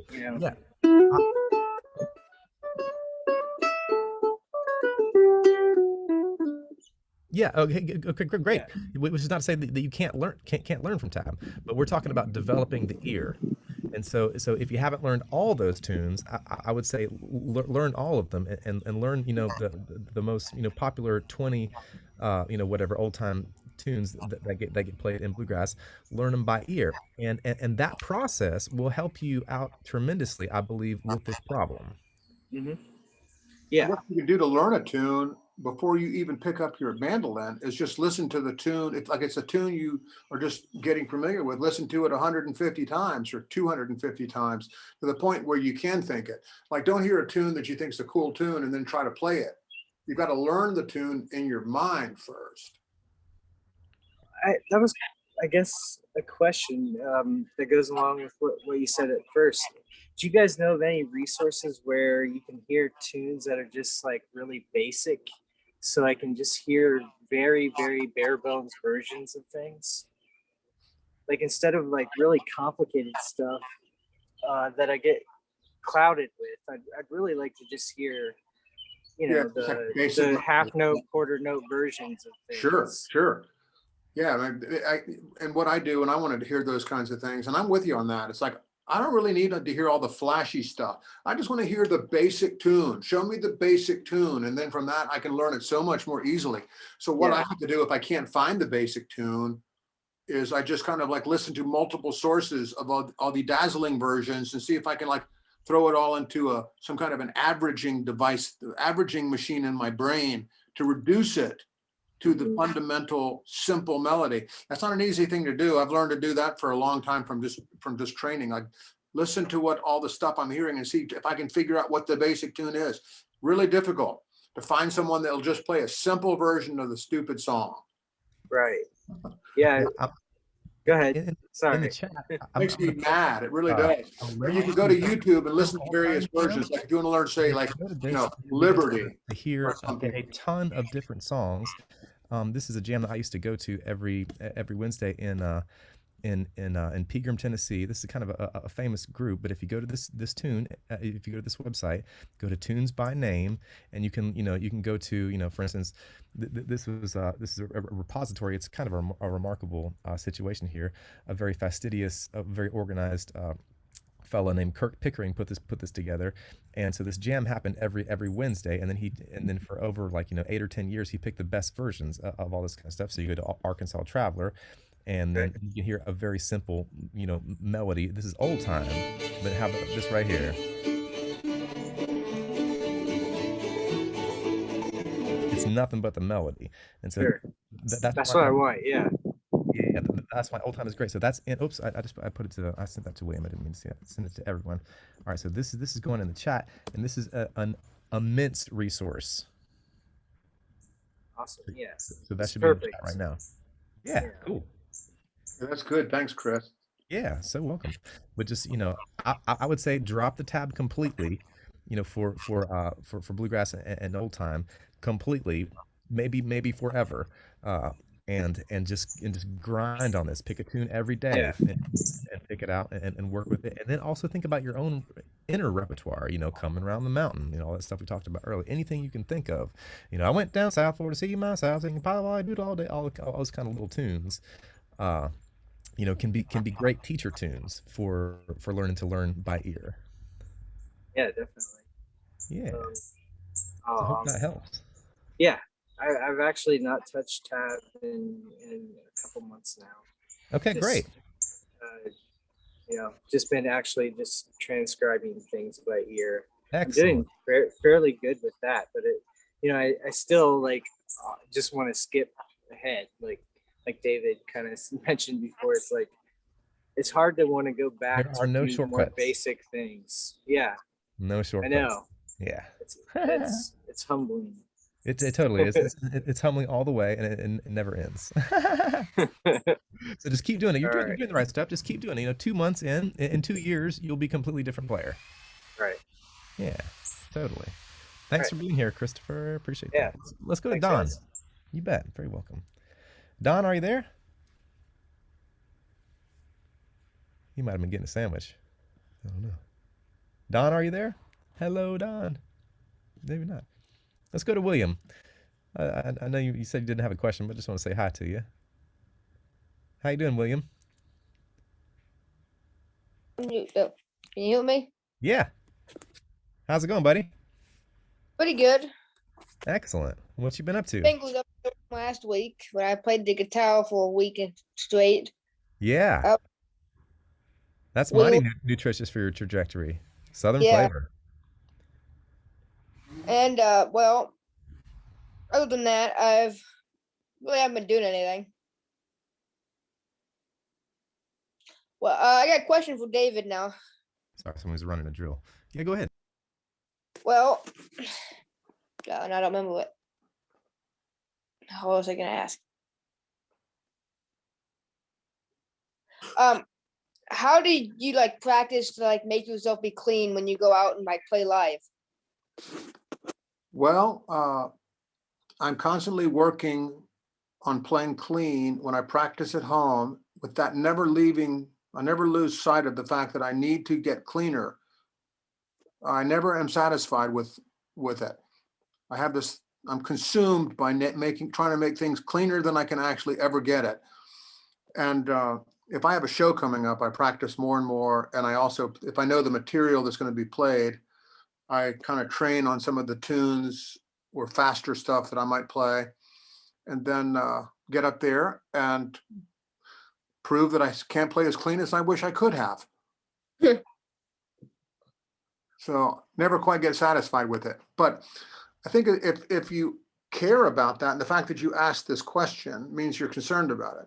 So how do you get clean? Being constantly aware of it and never reaching the point where you feel 100% satisfied with where you are. That's the thing. You don't have to beat yourself up and say, I'm not good enough. But it's kind of like a balancing act. I don't want to feel like I'm good enough, but I don't want to feel like I'm not good enough. But so what do? Well, I don't want to get all down in the dumps because I'm not good enough, but I don't want to get overinflated like, yes, I have arrived at excellence. I am good enough. Because once you start thinking you're good enough, then you've lost the incentive to improve, because you think, even if subconsciously, you don't need to improve because you're good enough. Yep. And the best people I know, the Bela Flecks and the Chris Thiele's of the planet, they never ever feel like they've arrived at it being good enough. Yep. They always feel they need to get better and better and better, and they recognize that even though we don't recognize how they fail or fall short of absolute excellence, they do. Yep. So, Good and point. another thing is, you are a very clean player, and so and the reason you're a clean player already is because you're concerned about it. Yep. I'll chime in here just real quick. So, when we're practicing or when we're learning and when we're developing our skills as a musician, a lot of times that's going to be by ourselves in our study place, which is a very controlled environment. We're comfortable. There's not a bunch of, loud people around, you're not using a sound system, all these kind of things. It's a controlled environment. And so when you go on stage, everything is completely different. You haven't practiced being on stage. Or if you're in a jam session and you have, 3 herringbone D28s and 4 banjos that are out of tune, around you, you have all this chaos, around you. So when you're thinking about replicating a situation that's going to be more like that by yourself, then you have to kind of introduce elements that are more challenging. For instance, there's this really good bluegrass group called Destiny's Child. Just kidding, they're not bluegrass. But this is a pop group. Beyonce is where Beyonce came from, and Beyonce's dad, back in the day was their manager, and so he'd have the young women jog and sing their parts. Okay, so if you're thinking about adding cake, other elements, like you might be able to sit there in your comfortable chair and sing it just right. But if you're dancing and all this kind of stuff, then it's going to be a completely different situation physiologically for you. So if you're introducing elements like that into your own practice, say like you're really good, you got your arrangement nailed, you're just sitting in your comfy chair and all that kind of stuff. Okay, so get up and walk down the block and play your guitar. And so you're adding in elements, and this is just a thought, but we're thinking about how to create a practice environment that's more reflective of the chaotic elements that are going to be out in the field. And that's something that we wouldn't necessarily think about, but just even adding one element like walking around while you're playing your instrument. A lot of times we practice and we're sitting down, but then we perform, we're standing up. Completely different physiological situation. So you have to practice, standing up. So introducing some of those kind of elements to challenge yourself, to get to the place where you're not comfortable, and then grinding into that. One other thought that I just wanted to add, I learned this. That's one reason I love doing these workshops, because I learn so much from the folks who come to them. Is a good quote. Don't practice it until you get it. Practice it until you can't not get it. You know what I mean? So that's absolute mastery. It's not like you did it, you couldn't get it. You did it 5 more times, almost got it. The 8th time, you got it. Boom, you stop. No. No, you get it that 8th time, and then you do it 80 more times until it's programmed so much into your muscle memory that you can't miss it. Completely, because when you get under the pressure. And then recording is a completely different situation also.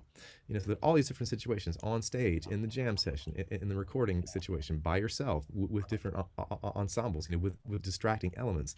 You could put on, you could get creative with this. Now you could you could be practicing, and then you could put on, put on Metallica and turn it up, pretty loud, and then try to play your parts or something like that, and see if you can concentrate. And so just anything along those lines will it's kind of like swinging with weights on your bat, with baseball. So you put the weight on your bat, and then boom, you take your weight off, and then you can go even more. So I don't know if you might connect with some of those ideas, but you're a creative person. You might be able to find some stuff that or for instance, playing with a blindfold on, playing with earplugs in. I'm just thinking off the top of my head, but all just changing a couple elements that are throw you completely out of your zone. You know what I mean? Which will be similar to when you get on stage or in a jam session with a bunch of chaos going on. An excellent point, Chris. I hadn't even thought about that, but it's absolutely true. I mean, I have thought about it in the past, but I didn't think about it right now. But yeah, if you're practicing sitting down on the couch or whatever, very different from being on stage with in-ear monitors or even non-in-ear monitors. So yes, standing and performing is a whole different thing. A lot of times it becomes the performing itself, which is practicing for that particular thing. It's like, I'm not as good at standing up and performing anymore because I don't do it very much. I sit down when I play most of the time at home. The shows have been shut down. Back in the days when I was touring full time, we were doing 5 days a week on stage. That became my practice. Then it was odd to sit down and play, that kind of thing. And then when you practice for a recording session, that's a whole different thing, because you're wearing headphones and you're sitting down in a chair in an isolation chamber. Sometimes with a metronome, completely different elements. Yeah, good question, because I find that same exact thing. When I step on stage, boom, boom, boom, boom, boom, boom, boom, boom, boom, boom, the heart rate starts to go up, boom, boom, boom, boom, boom, boom, boom, boom, boom. I get a little bit nervous, get a little bit stiff, all that kind of stuff. Forget to breathe, like all these kind of things, and then I'll play too hard and I'll play too fast, and I'll forget to listen to other people that are around. And so and it's just really practice, and sometimes just having something to come back to center yourself. And we may have talked about this, or maybe heard me talk about it before. Just thinking about breathing, maybe put a little sticker on the guitar that says "breathe," and it's like, oh, okay, I'm good at that.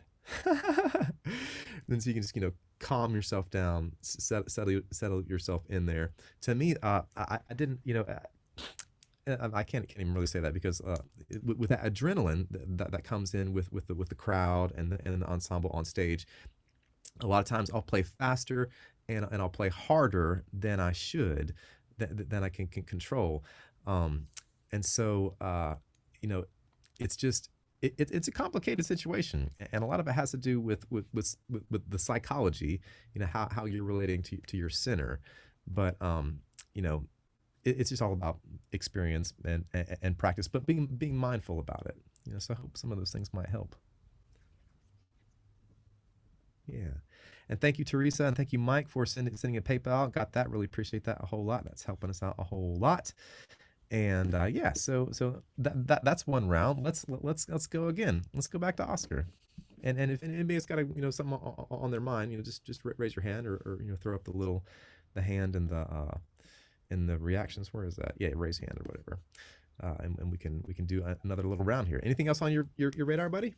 Well, I was just gonna. I know why it's gone, but I was I feel so lucky to be here because I'm sort of in the UK in terms of bluegrass in the middle of nowhere. There's one jam session that goes on a month, and it's about an hour from here. So I really don't get that much exposure. It's been a bit of a solitary journey so far. So good on you for persevering with that. I know that's challenging. And I mean, it's sort of a more general question, but of course, bluegrass is all I play. Well, bluegrass and country, and my ideal idea would be to make that my career. But how would you do that? Is what I'd say. I've got a band that I started, and with some friends from school, and I'm starting a bluegrass festival in my village, just because there isn't Awesome. one. So I'm sort of doing little things what I can. That's going to be going on in August. And Wyatt said he might see if he can come over to it, which would be lovely. That'd be fantastic. But just any advice on how do I sort of get out there and make it a career, or is that a possibility? Because I know something I've just heard from my music teacher at school and whatnot is you sort of have to bend what you want to what the audience wants to hear. But I just want to play the traditional stuff, the sort of straight stuff. And is it possible to do that nowadays, or do you have to, sort of mold yourself to be more what people want to hear? I don't know. Say one thing real quick. It's very good advice to say, play what people want to hear, but you make whatever you play what people want to hear. You Right. make yourself into an entertainer and a great musician, and just entertain people to where they want to hear you. It doesn't matter what the genre is. You could be Elvis, or you can be Grandpa Jones, but you want to, those are two people that everybody wanted to hear because they were entertainers. Yeah. That's a good point. I'll relate my own personal experience wanting to play traditional bluegrass in Nashville.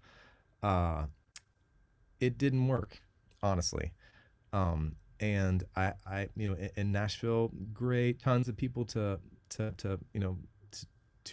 connect with. I had 125 people play in my band in 5 years, and never found the right combination and chemistry that would provide a band sound that would be commercially competitive. Now, when the universe wants something to happen, there's no stopping it. So, for instance, when Dudley and David and got together in the early days of the Johnson Mountain Boys, the universe wanted it to happen. Not that they didn't work their tails off, but I worked my tail off as much as I possibly could, and the universe was like, no thanks. And so, everyone has their own destiny, their own karma, however you're looking at it. But it is possible, but it is very rare, extremely rare. And then, when you're talking about, okay, so now you're playing, the festival circuits, and here's it, the business of bluegrass, or the business of the music industry. You either have to be good at it, or you have to have someone in the band that is good, or you have to have an independent agency like a manager or an agent, something like that. Or a manager you can trust who's good at it. Exactly. It's very, very, very complicated that way. But if I was going to do it over again, and I was really going to try to be smarter about it to succeed, I would have taken all this time that I was putting into my music. I have thousands of compositions. I have hundreds of songs. And so, but if I had half that many songs, and I had spent half that much of that time on the business of music, then it's quite possible that I would have been more successful that way. But if you believe in it, you have to do it, is the only thing. It's like you'll regret it if you don't go after it. You know what I mean? But you seem like a very smart, well-mannered person, good social skills, all that kind of stuff. Those are the kind of things that go a long way, like personal relationships, how to keep a band together, how to compliment people, around you, so the band wants to stick together. Those, it's very rare that a band like the Johnson Mountain Boys playing traditional music, they did it their own way and they're innovators. But to be able to do that, and for it to fly, very rare. There are some bands, Carolina Blue. Carolina Blue is a great example. Great traditional band, just broke up. They're nominated for all these IBMA awards, and they're having not to air laundry out, but they're having interpersonal problems, which is very common in bluegrass, especially because of just the nature of the intensity of the music, and the the spiritual component. These kind of subtle unconscious forces that are just tough, and egos and all this kind of stuff. We've all got them, and so it is a veritable labyrinth, or it's almost like a field of landmines that you have to step very carefully around to make sure everybody's in their comfort zone. But if you believe in it, I think you just got to do it. You got to try. And but back to your point, if I was going to give you a piece of advice, the most important thing is the singing. That is what people connect with the most. The song, it's not like, there's David Grisman. He's an exception to the rule. He doesn't sing, and he led a great band. It was epic, and he changed the world, all that kind of stuff. But the singing is the thing that is the most commercially viable most of the time. And so to be developing your singing, to be developing your songwriting, to be developing your own individual artistry in a unique way, it's like, here's the thing. This is the catch-22 with bluegrass. You can't actually play traditional bluegrass and for it to be what bluegrass is, because bluegrass is innovative. It's a catch-22. You can't just do what they did, because that's not what they were doing. They were doing original stuff. Now it's traditional. At the time, it was revolutionary. So there's kind of a little bit of a paradox. So you got to find your own voice. You got to find your own way to do it, and it can happen. There are but it's very rare. How many how many bands are there out there doing amazing, like super culturally relevant, new songs that sound old? They're out there, the Poe Ramblin' Boys and Carolina Blue. You could kind of dig under rocks, but I'm pretty sure you're getting the gist of what I'm trying to say. Yeah, I suppose that's something I find hard. I've never really been one for writing anything or doing anything. I really want to try and sound, exactly like the recordings. And speaking of recordings, Wyatt, I've only discovered you, Chris, recently. Wyatt's been showing me YouTube videos. But David, I just thought I'd say quickly, I'm absolute huge Johnson Mountain Boys fan. I've watched hours of whatever you got on YouTube, and I just can't get enough of it. It's really fantastic. There's your first mistake right there. But it can happen, when you're talking about playing it just like that, with the old licks. It's basically bluegrass theater, and there's nothing wrong with that if that's what you love, and and especially with your uniqueness in being from the United Kingdom. So right there is an angle. And see, with the business, it's all about the angle. It's like, what makes you different? Oh, he's from England. He's got a nice accent. The way you wouldn't necessarily want to sing it like you're from Kentucky. You know what I mean? Because then you'll end up singing with an affect, and affects are weird. They can work, but I heard you singing Footprints in the Snow, and it was lovely. Like your natural English accent's coming out. To me, it complements the music quite well. It's different, it's unique, and that could be like a viable commercial option. So you got that going for you. I see. I've always tried to do the opposite and sound as sort of most American as I can. I hadn't thought of it that it might be a sort of. I agree with Chris on that. If you're going to be a singer, be a natural singer, and don't try to emulate some other kind of accent or sound like another person. Sing like yourself, and just cultivate what you've got. But I agree with everything Chris said. My mother used to actually tell me, if you want, I used to say when I was a teenager, I said, people would say, what do you want to do for a career? I said, I want to be a musician. That's all I want to do.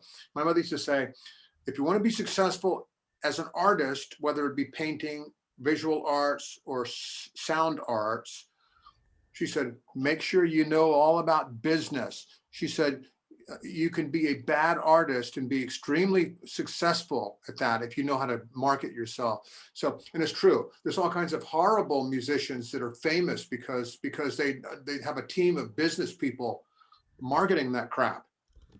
And there's all kinds of bad painters who are selling paintings all over the place, and because they know how to market or how to run a business, how to make people think your art is great. And then there's a lot of brilliant artists who never did anything with it because they didn't know how to sell it. Yeah. And so that's a huge thing. It really, really helps if you create beautiful art and you know how to sell it. That's, those two good, you do both things, and you can really have the world in the palm of your hand. But also I think it just takes you thinking, I can't not do it. I will do it, and I have to do it because I'm not gonna not do it. I suppose I'm just because at the moment, I mean, I've still got college in the UK to go through before I can, decide about any careers. But it's just sort of making the leap, whether going into studying for a normal job or sort of having faith and making that leap, like I say. But I just, especially in the UK, of course, I'd love to. Hopefully, I plan to visit the States this summer if COVID allows and stay with Wyatt and his family.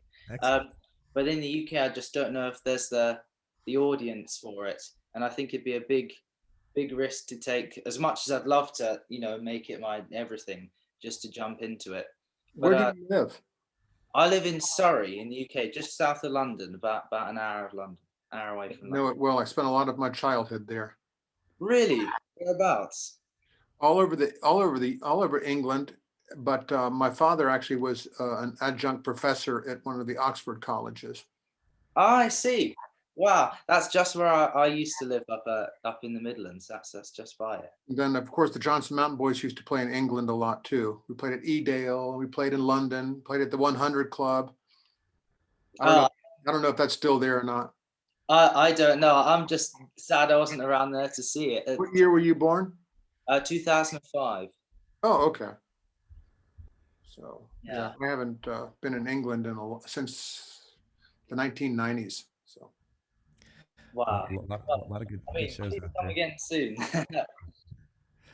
I think you're being realistic about it, Oscar, and as dreamers, which we all are, we have to explore these things, and you kind of gotta ride it out, and then you'll have critical moments in the juncture where you have to make decisions. Sometimes it's relationships, that come into play. Sometimes it's financial. But the big thing is with the business is that you have to be prepared to run in the red for a long time. You have to be prepared to lose a lot of money before you start making money. But you're obviously an intelligent fellow, and so I think you'll be making good decisions. But just trust your heart the whole way. That's what we're just heading towards our joy, our bliss, and if you can stay in your bliss, then that's the fastest way to enlightenment. So Yeah. on a good course. I suppose my fear is just sort of being stuck, because you either sort of, well, I don't know, my vision of it is you either sort of make it like you guys have, or you sort of don't. And I don't want to be sort of stuck in a rut, my whole life keeping trying but never actually getting there. I want to play the banjo, but I also want to be able to afford a nice Gibson banjo to play. I feel you there, but just going back to what you said, talking about how maybe I've made it. I didn't make it. I had to give it up because it just the universe was just putting one block in another, and that wasn't my path. My path is the universe wanted me to be teaching, and I remember the last tour that I did, just to put it in perspective, not to scare you off or anything, but everybody's path is different. I went to Florida, which is my home state, and did a 2-week tour, and I lost so much money that I had to borrow money to pay the band at the end, and I went way in the hole. And after that, I was like, and I had tried my hardest to organize the best tour possible, but you kind of, there's only so far that you can go into the wind before you're gonna be like, oh, maybe this isn't what I'm supposed to be doing. But I appreciate that, that thought is in the mind. But just keep following your passion, and and see who can, see who you can network with, and just, it's all about the relationships, Yeah. 'cause, you know, That 'cause thing that good- you were describing, Chris, about paying your band members, that's another thing, not just the business, but how to make a band work. The personality differences, how to keep that all together. There's the thing where you're a band leader and you have, side men or women or side people, whatever you call them now. Then you have to pay them. There's not a shared risk. But if you have an equal partnership and you say, hey, we're all in this together, we'll incur the loss and the profit simultaneously together. But then you have a what my mother called a five-headed monster. So Tease we that. have a one-headed monster with all these, these little, Tentacles. band members. It's like that. There's a different kind of push and pull in that regard. But man, it's tough. Running a band is not an easy thing to do. Yeah, and I suppose around here I've got it's a little hard because first I have to find someone and convert them to bluegrass, which they've never heard before, and then I have to get them to play in the band. So I mean, hopefully when I'm going to a new school next year, and there should be some more people who are into maybe not into bluegrass yet, but I can make that happen. That's right. Make some converts Yeah. all the way. That's great. Yeah. Thanks for that question. That's a. Well, thank you guys. I really do appreciate it. You bet. Getting into the how's it all work, and then just one more little final point on there. If you are successful in bluegrass music, you're making like $25,000 a year. Yay! It's like, is that what's, is that going to be fulfilling in the long run? It's like, oh, okay, it's $25,000 a year, but I can't buy a house or buy the car, or buy the nice banjo, or things like that. There's so many different variables, but it's all educational and it's all worth pursuing, to the very end, for sure. Thank you. You bet. Glad to connect, Oscar. Let's go back to Mike. Anything on your radar, Mike? No, this has been great, Chris. And like I says, I really appreciate you guys doing this and You're so welcome. giving up your Sunday afternoons. Thank you. You're so welcome. Thank you for your PayPal. Really appreciate that. Yeah, there's nothing I like more than spending an afternoon with Chris and you guys talking about this topic. It's just, I love it. Me too. It's so great to share it with y'all. Alan, anything else on your mind, amigo? Well, anecdotally, I was jamming on Friday and playing pretty much guitar most of the time, which I expected, because I'm kind of the only actual guitar player. Everybody plays some. It's like, most of these guys are professional musicians and they play multiple instruments and that sort of thing. But I knew I'd be doing the guitar and mostly lead singing. And but every once in a while, two would come around and be like, "Hey, I know that one." On the mandolin. Right. And I'd go and grab my mandolin, and there were several really excellent mandolin players there, which was very intimidating. And so anyhow, like one song in particular, I pull out my mandolin on it, and it was "Will You Be Loving Another Man," which we just did the other day. And I tried to play, and here I'd been not playing mandolin, been playing guitar all day. And I pulled that sucker out and I tried to play the break that I'd worked on, for our lesson. Right. And it was like, I got through about half of it, then the rest of it sort of fell apart, and then afterwards I thought, man, I could have just used devices and played this thing without any trouble at all. It just anecdote, it was in my mind. I was like, what was I doing trying to play a worked out break? I could have just, devised my way through it and it would have been no trouble at all, and I thought, okay, kind of tells me something. Yeah. I feel you there. And of course, switching from guitar to mandolin, it can just, I think it can take anybody, a few minutes to kind of reorient to the. Yeah. Well, and then right next to me is this like monster mandolin player, and I'm just like, feeling a little intimidated, right? Fortunately, my break wasn't immediately after his, but nonetheless, having heard him play, this ridiculously great stuff. I'm like, okay. But then I thought about it. It's like, I should just do what I've been learning. It's like, to heck with this, trying to play something that's, with less intimidation, I probably would have been able to play the worked out break, but it would have been a lot less mind challenging to have just played the devices, because they just would have been there, because we've been Yeah. working on them. We've been working on them for so long, that it's like, yeah, In the muscle memory. the slideys and the bouncies and all that. It just kind of, I think muscle memory wise, it would have worked better than what I did. I feel you. That's good learning. Yeah. A thought came to my mind, and I want to ask y'all about this, because I think this whole conversation has been great, and I think a lot of people could learn from it. And I was thinking about maybe even putting it on YouTube. Would y'all be comfortable with that? Yeah, I don't mind. Yeah, that's fine. Is that okay? Yeah. I'll try to touch base with Chris, because I can edit out anyone that doesn't want I have to speak with my attorney. to. Give him a call. Put it on there. Cool, because I think it's been a great discussion that would help a lot of folks, and so I appreciate that a lot. And I just want to give a plug for David's private lessons. If y'all want to take a lesson from David, he's been one of my biggest heroes, biggest teachers, and immensely empowering. So I would definitely recommend getting with David. Is your email the best way, or just Google David McLaughlin? Yeah, people can contact me through email, which is johnsonmountainboy@gmail.com. Johnson Mountain. No spaces, no underscores, just Johnson Mountain Boy, singular, @gmail.com. johnsonmountainboy@gmail.com. You were doing a super good deal. It was like $45 for 45 minutes for a while. Are you still doing that? No, what I do is it's $1 a minute. Yeah. With a minimum of 45 minutes. Okay. Yeah, I think that's super Sometimes I have people that want to take 3 hours. Some people want to take an hour or 50 minutes or whatever. So if people take a 50-minute lesson, it's $50. An hour, 60. Perfect. 6 hours. You do the arithmetic.